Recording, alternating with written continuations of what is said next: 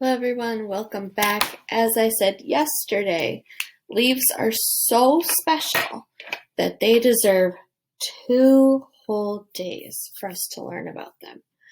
Now yesterday I drew you this picture and I realized right at the end of our video yesterday that Miss Jacobson spelled the word wrong and I need to fix it because it's driving me crazy. And I need you to know that I know how to spell. So if we're talking about one leaf, it has that F on it. But if we're talking about more than one leaf, Leaves for more than one. But continuing to learn about the structure of our tree today, we have here the ground level. We have the roots underground bringing water up into the tree. We have the trunk bringing the water from the roots to the branches, and then the branches holding on to the leaves and supporting any fruit that might be in our tree, and then helping water to get to those leaves. And then we have the leaves coming out of the branches. Okay, now we're talking about leaves again today because there are different kinds of leaves, and I want to talk about them today. Now, with these different leaf types, I have some examples here for you. When I collected these, they were much, much prettier. They were very bright colors. But we're going to talk about 3 main types of leaves, and I have 2 examples here for us, but I can tell us about the third kind as we're as we're going along here. Okay, so we have lobed leaves, and both of these are examples of lobed leaves. They kind of have those little bumps on them. They go up and come back in, up and come back in, and you can see, I'll just put it right in front of my face. You can see both of these leaves do that, right? They just have those nice little bumps around them.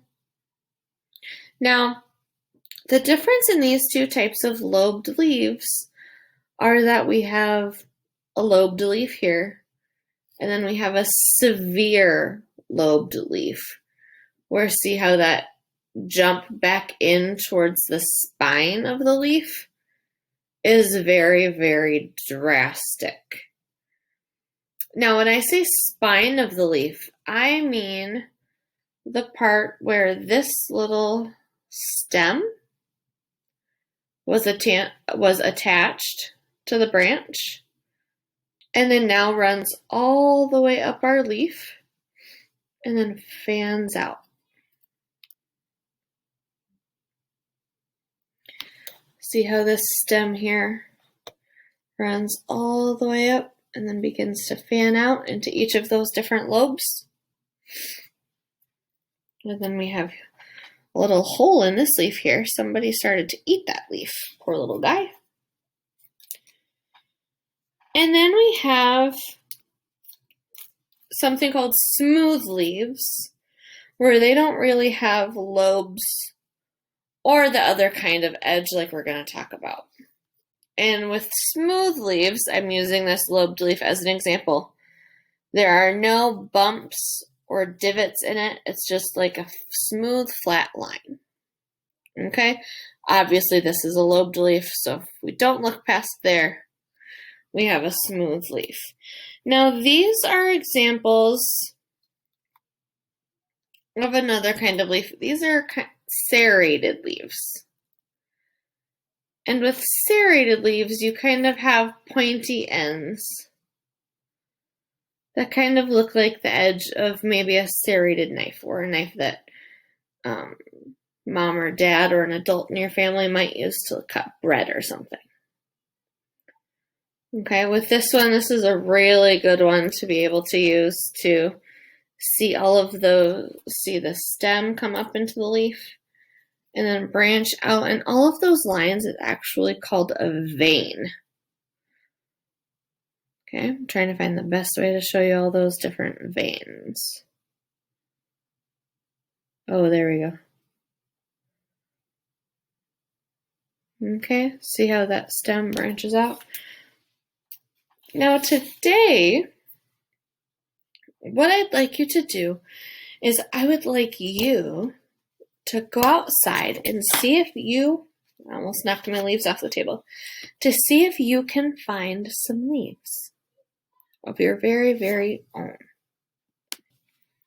And then once you find some leaves in your yard, you can use them to make a leaf rubbing.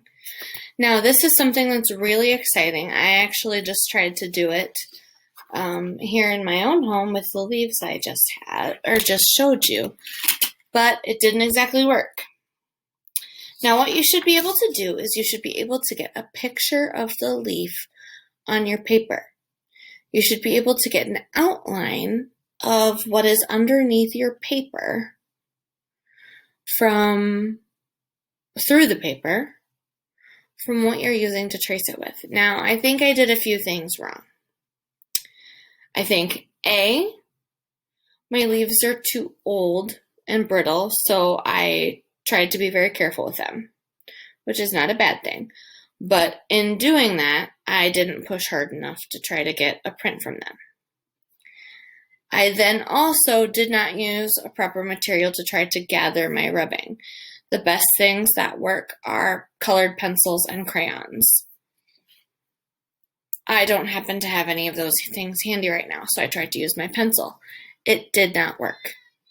Okay, I will post, however, a video on your slide of how to make a leaf rubbing. Okay, and if you can't find a leaf, you can use something from your home. You can use something else that is textured. Okay, something else that has a feel to it. Okay, I could maybe even honestly use the pattern on my sweater. I'm not sure, it might not be strong enough. But you could use, I have a nail file. I could use the texture from the nail file and perhaps get a rubbing from it. I could use this wire rack that holds my pencils because it has a texture to it.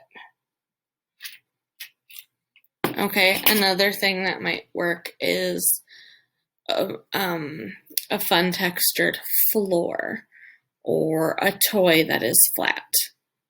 Okay, now, if you're not able to do this, I understand. However, please try. If you're not able to do a leaf rubbing, go ahead and just draw a picture of a leaf, okay?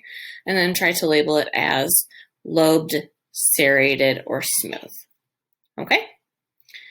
I hope you have a wonderful day, and I will see you tomorrow. Have a good day, everyone. Goodbye.